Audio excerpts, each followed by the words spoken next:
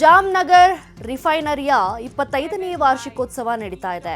ಈ ಕಾರ್ಯಕ್ರಮದಲ್ಲಿ ರಿಲಯನ್ಸ್ ಫೌಂಡೇಶನ್ ಸಂಸ್ಥಾಪಕರು ಹಾಗೂ ಚೇರ್ಪರ್ಸನ್ ಆದ ಶ್ರೀಮತಿ ನೀತಾ ಅಂಬಾನಿ ಅವರು ಪಾಲ್ಗೊಂಡಿದ್ದರು. ರಿಫೈನರಿಗಾಗಿ ಸುದೀರ್ಘ ಸೇವೆ ಸಲ್ಲಿಸಿದ ಸಿಬ್ಬಂದಿಯನ್ನು ಶ್ಲಾಘಿಸಿದರು. ಸಿಬ್ಬಂದಿ ಕುಟುಂಬದೊಂದಿಗೆ ಸಂತಸವನ್ನು ಹಂಚಿಕೊಂಡರು. The seniors, the dada dadis, the nana nanis of our Reliance family, whose love, wisdom and sacrifices have shaped us into who we are today. Up. Prashant Neel ಹಾಗೂ ಎನ್ಟಿಆರ್ ಕಾಂಬಿನೇಷನ್ ಅಲ್ಲಿ ಡ್ರ್ಯಾಗನ್ ಎಂಬ ಸಿನಿಮಾ ಅನೌನ್ಸ್ ಆಗಿ ವರ್ಷಗಳೇ ಆಗಿತ್ತು. ಯಾವಾಗಪ್ಪ ಈ ಸಿನಿಮಾ ಶುರು ಅಂತ ಚಿತ್ರ ಪ್ರೇಮಿಗಳು ಕಾಯ್ತಾನೆ ಇದ್ರು. ಇದಕ್ಕೀಗ ಉತ್ತರ ಸಿಕ್ಕಿದೆ. ಜನವರಿ 16ರಿಂದ ಈ ಸಿನಿಮಾ ಶೂಟಿಂಗ್ ಶುರು ಆಗಲಿದೆ. ಅಂದಹಾಗೆ ಮಂಗಳೂರಿನಲ್ಲಿ ಡ್ರ್ಯಾಗನ್ ಸಿನಿಮಾದ ಮೊದಲ ಶೆಡ್ಯೂಲ್ ಶುರುವಾಗಲಿದೆ. ರಾಯಚೂರಿನ ಸಿಂಧನೂರಿನಲ್ಲಿ ಜೆಡಿಎಸ್ ಯುವ ಘಟಕದ ಅಧ್ಯಕ್ಷ ನಿಖಿಲ್ ಕುಮಾರಸ್ವಾಮಿ ಮಾತನಾಡಿದ್ದಾರೆ. ಇತ್ತೀಚೆಗೆ ಕೆಲವು ವಿರೋಧಿಗಳು ಕುಮಾರಣ್ಣ ಏನ್ ಮಾಡಿದ್ರು ಅಂತ ಕೇಳ್ತಿದ್ದಾರೆ. ಕುಮಾರಣ್ಣ ಸಿಎಂ ಆಗಿದ್ದಾಗ ಎಲ್ಲಾ ರೈತರಿಗೂ ಸಾಲ ಮನ್ನಾ ಮಾಡಿದ್ರು. ಸಾಲದ ಭಾರದಿಂದ ಅನೇಕ ರೈತರು ಆತ್ಮಹತ್ಯೆ ಮಾಡಿಕೊಂಡ್ರು. ಅತಿ ಹೆಚ್ಚು ರೈತರು ಮೃತಪಟ್ಟಿರುವ ನಿರ್ದೇಶನ ಕೂಡ ಇದೆ. ಇದೇ ಕಾರಣಕ್ಕೆ ಕುಮಾರಣ್ಣ ಜಾತಿ ಭೇದ ಭಾವ ಮಾಡದೆ ಎಲ್ಲಾ ರೈತರ ಸಂಪೂರ್ಣ ಸಾಲ ಮನ್ನಾ ಮಾಡಿದ್ದಾರೆ. ಅದನ್ನ ಯಾರೂ ಅಳಿಸಲು ಆಗಲ್ಲ ಅಂತ ಹೇಳಿದ್ದಾರೆ. ಬಂಗಾರಪೇಟೆ ಶಾಸಕ ಎಸ್ಎನ್ ನಾರಾಯಣಸ್ವಾಮಿ ಹಾಗೂ ಜೆಡಿಎಸ್ ಮುಖಂಡರ ಮಧ್ಯೆ ಗಲಾಟೆಯಾಗಿದೆ.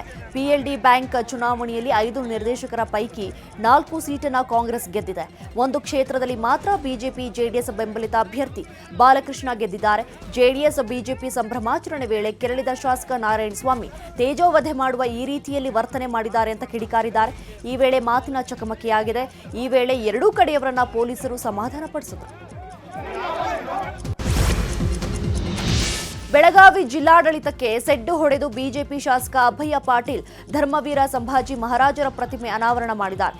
ಶಿವಾಜಿ ಮಹಾರಾಜರ 13ನೇ ವಂಶಸ್ಥಜ ಶಿವೇಂದ್ರ ರಾಜೇ ಭೋಸ್ಲೆರಿಂದ ಮೂರ್ತಿ ಅನಾವರಣಗೊಂಡಿದೆ. ಕಾರ್ಯಕ್ರಮದಲ್ಲಿ ಮೇಯರ್ ಸವಿತಾ ಕಾಂಬಾಳೆ, ಉಪಮೇಯರ್ ಆನಂದ್ ಚೌಹಾಣ್ ಭಾಗಿಯಾಗಿದ್ದರು. ಮೂರ್ತಿ ಅನಾವರಣಕ್ಕೂ ಮುನ್ನ ಬೆಳಗಾವಿ ಆನಗೋಳ ಕ್ರಾಸ್ನಿಂದ ಶೋಭಾಯಾತ್ರೆ ನಡೆಸಲಾಯಿತು. ಕುಂಭಮೇಳ ಹೊತ್ತ ಸಾವಿರಾರು ಮಹಿಳೆಯರು, ವಿವಿಧ ಕಲಾ ತಂಡಗಳು ಶೋಭಾಯಾತ್ರೆಯಲ್ಲಿ ಪಾಲ್ಗೊಂಡಿದ್ದರು.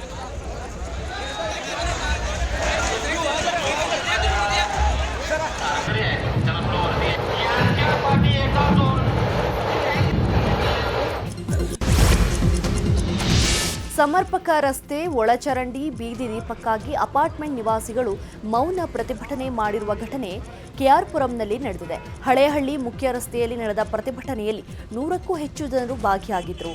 ಕಳೆದ ಹಲವು ವರ್ಷಗಳಿಂದ ನಾವಿಲ್ಲಿ ವಾಸ ಮಾಡ್ತಿದ್ರೂ ಕೂಡ ಕಿತಗನೂರು ಗ್ರಾಮ ಪಂಚಾಯಿತಿ ಮೂಲಭೂತ ಸೌಕರ್ಯ ಕೊಟ್ಟಿಲ್ಲ, ರಸ್ತೆಗೆ ಡಾಂಬರ್ ಹಾಕಿಲ್ಲ, ಒಳಚರಂಡಿ ವ್ಯವಸ್ಥೆ ಇಲ್ಲದೆ ಜೀವನ ನಡೆಸೋದು ಕಷ್ಟವಾಗ್ತಾ ಇದೆ ಅಂತ ಅಪಾರ್ಟ್ಮೆಂಟ್ ನಿವಾಸಿಗಳು ಪ್ರತಿಭಟನೆ ಮಾಡಿದ್ದಾರೆ.